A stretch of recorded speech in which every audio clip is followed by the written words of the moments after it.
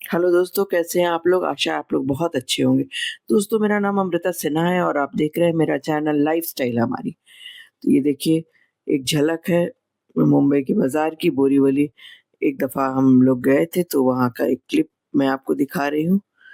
हालाँकि आज शनिवार का दिन है और सुबह-सुबह हम लोग उठकर मंदिर जाते हैं, तो ये देखिए नहा धोकर हम लोग निकल पड़े हैं, बाहर सड़क पर बस का इंतज़ार कर रहे हैं और ये सुनहरी बिखरी हुई धूप इतनी सुंदर और कुनकुनी धूप इतनी सुखद लग रही थी कि क्या बताएँ।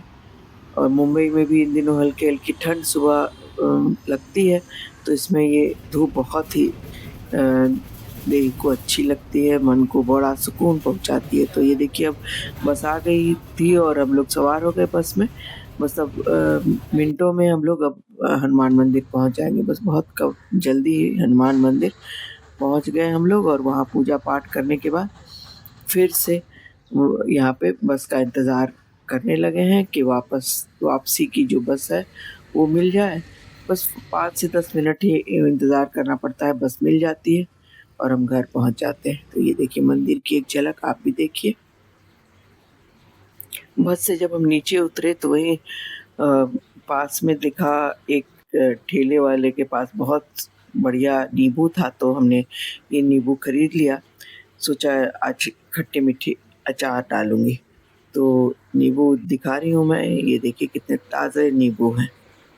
हालाँकि नींबू को तौल से लेना चाहिए, पर उसने तौल कर नहीं देकर उसने गिनती से दिया है, तो मेरे पास मेरा वेइंग मशीन भी ठीक नहीं है, तो अंदाज़ से ही मैं इसमें सब कुछ डालूँगी। अ, वैसे भी 1 किलो नींबू हो या आम हो, 1 किलो में 100 ग्राम्स नमक पड़ता है, तो इसी अंदाज़ से डालना है। तो सबसे पहले मैंने नींबू को धो लिया, उसे अच्छी तरह पोंछ लिया और अब ये देखिए चाकू से इसे काट कर और इसके बीज जो है वो निकाल लूँगी।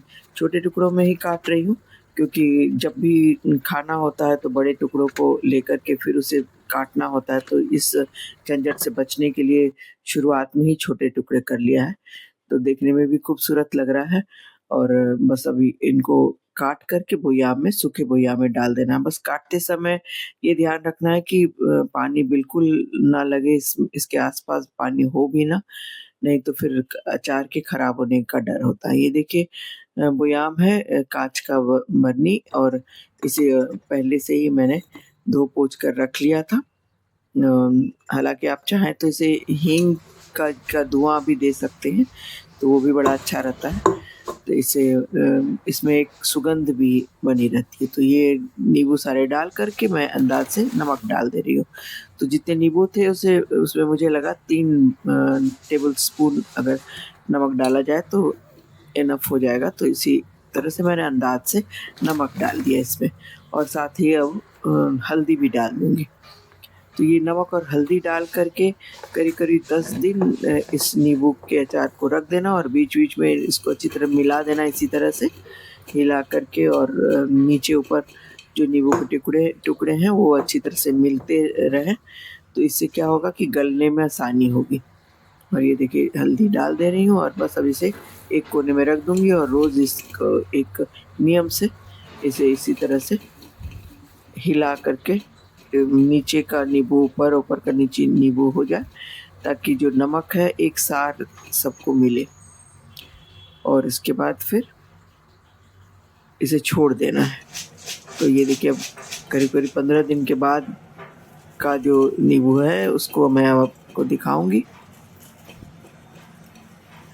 तो ये का एकदम गल जाएगा, क्योंकि खट्टे-मीठे अचार बनाने के लिए इसमें मीठा डालना है। तो ध्यान रहे कि शुरुआत में अगर मीठा डाल देंगे तो ये बिल्कुल गलेगा नहीं और इसमें एक कड़वाहट जो एक रह जाएगी उस वो अलग। तो ये देखिए कितना अच्छा आफ्टर 15 डेज़ मैंने लिख भी दिया है, तो 15 दिनों के बाद जो नींबू का अचार है वो इस तरह दिखने लगा। अब इसमें जो इंग्रीडिएंट्स डालना है वो अब उम, मैंने आस-पास रख लिया है। सबसे पहले मैंने गुड़ ले लिया है 150 ग्राम करीब और इसे इधर कढ़ाई चढ़ा दिया है गैस पर और उम, जैसे ही इसमें गुड़ डालूँगी तो 2 से 3 बड़े चम्मच टेबल स्पून 2 से 3 टेबल स्पून उसमें पानी डाल करके उसे गला लेना है। इसमें तार बिल्कुल नहीं डालना है, तार डालने से फिर नींबू का अचार बिल्कुल डिफरेंट हो जाएगा। आप चाहें तो गुड़ की जगह चीनी भी ले सकती हैं। मैंने गुड़ ले लिया है और इसे अच्छी तरह गला लिया। अब इसे एक तरफ रख करके फिर अब मसाले तैयार करूँगी। ये देखिए 2 टेबलस्पून सौंफ है, 1 टेबलस्पून जीरा है, 1 टेबलस्पून धनिया है और 1 टीस्पून काली मिर्च है। तो इन सारे मसालों को देखिए मैंने गैस ऑन कर दिया। इसे थोड़ा हल्का-सा सेंक लेना है ताकि इसका जो मॉइस्चर है वो बिल्कुल हट जाए, क्योंकि मसाले रख कर के अब थोड़ा-सा मॉइस्ट तो हो ही जाता है। तो इसे आग पर हल्का-सा सेंक लेना है और फिर इसे रूम टेम्परेचर पे आने तक छोड़ देना है। उसके बाद ठंडा करने के बाद इसे मिक्सी में अगर आप कूटना चाहें तो कूट सकती हैं। हालाँकि कूटने में थोड़ी परेशानी होती है, लेकिन आपके पास अगर इमामदस्ता है तो आप कूट लें। और मैंने इसे दरदरा ये पीस लिया है छोटे मिक्सी में। इस जार में डाल दिया और साथ में हींग डाल दिया, क्योंकि हींग जो है वो जो पत्थर की तरह छोटे-छोटे से थे मेरे पास, तो वो बिल्कुल पाउडर नहीं थे, इसलिए मैंने इसे पीस लिया। अब ये देखिए मैं दिखा रही हूँ कि कितने अच्छी तरीके से गल गया है। तो अब जब गल गया है तो इसे मीठा और मसाला डाल कर के बिल्कुल अचार खाने के लिए तैयार हो जाएगा। तो ये देखिए इसके छिलके बिल्कुल गल चुके हैं और अभी भी अगर खाएँ तो इस तरह से ही भी ये स्वास्थ्य के लिए भी बड़ा अच्छा होता है, पेट के लिए बहुत ही मुफ़ीद है।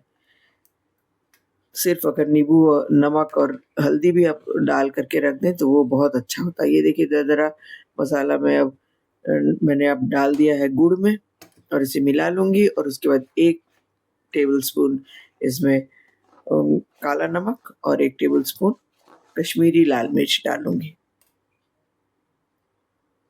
ये देखिए काला नमक डाल रही हूँ मैं और जो बाकी नमक भी आप चख लें ज़रूर।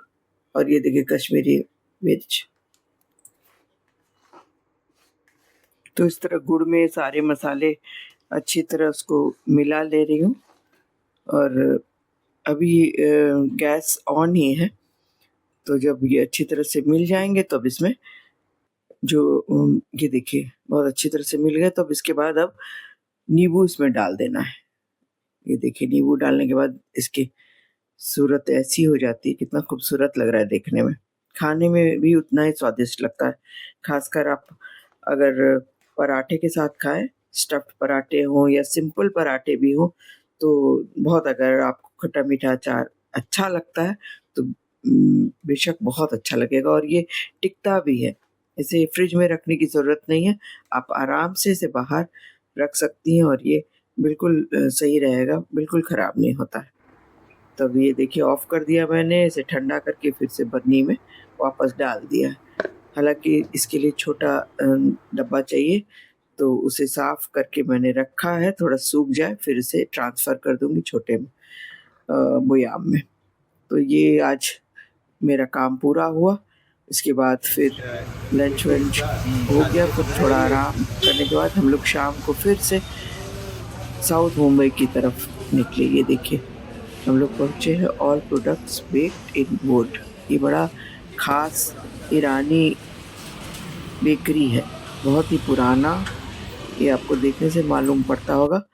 तो ये जो है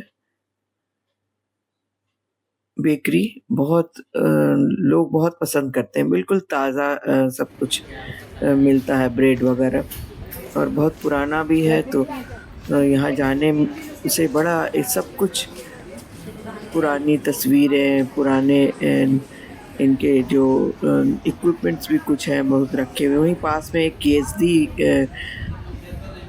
पीएचडी जो व्हीकल है, टू व्हीलर, वो भी रखी हुई थी, तो उसे भी मैंने अपने कैमरे में कैद किया। बहुत अच्छे तरह से इन्होंने ख़ास करके मावा केक में यहाँ का बहुत ही मशहूर है।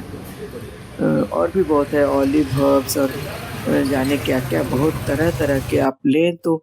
और ये देखिए ये इज़ दी बाइक, तो इससे हमारी पुरानी यादें ताज़ा हो गई और यहाँ पे सब गपशप कर रहे हैं और उसके बाद हम लोग ओए काके नाम के इस रेस्तरां में गए, जहाँ सब कुछ बहुत ही फ्रेश, ये देखिए पुदीने का ये जो एपेटाइज़र है, बहुत मस्त था और बिल्कुल वेज रेस्तरां है, नॉर्थ इंडियन।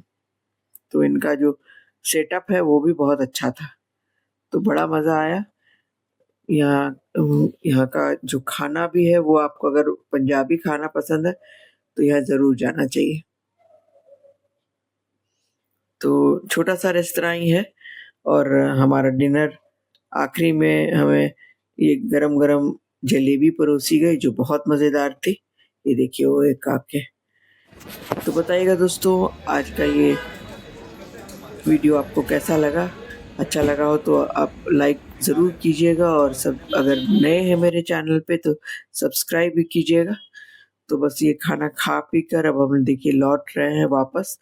तो रात में मुंबई तो बहुत ही हसीन हो जाती है और इसके बाद हम लोग पहुँचे मरीन ड्राइव और सच पूछिए तो रात में ही घूमने में मज़ा आता है। इतनी अच्छी हवा थी कि बस क्या ही बताया जाए। बहुत देखिए आप मेरे बाल किस तरह से उड़ रहे हैं, ये मालूम हो रहा है कि वहाँ की हवा ही अलग है।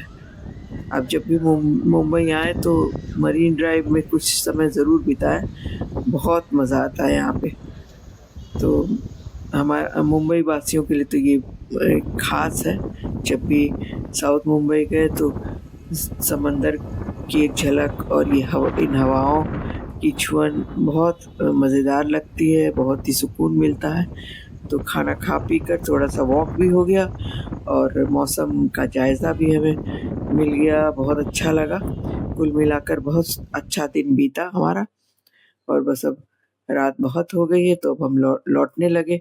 तो लौटने के समय हम लोग एक शॉप में गए तो वहाँ कुछ चीज़ें जो दिखी जिसे मैंने अपने कैमरे में कैद कर लिया। ये देखिए बड़े प्यारे-प्यारे खिलौने थे और क्रिसमस बहुत पास है, आ रहा है, तो ये देखिए इसी वजह से सांता क्लॉज़ इन्होंने रखा है, बहुत प्यारे-प्यारे खिलौने रखे हैं। सर्दियों का मौसम है और सर्दियों को दर्शाता ये खिलौना बिल्कुल, हालाँकि दुकान बिल्कुल बंद हो गई थी, पर विंडो शॉपिंग के में मज़ा आ रहा था। ये देखिए सांता क्लॉज़ का ये टॉय कितना बढ़िया है। तो इसी के साथ मुझे इजाज़त दीजिए, मैं फिर हाज़िर होती हूँ कुछ नए वीडियोज़ लेकर, तब तक के लिए शुभ रात्रि, धन्यवाद।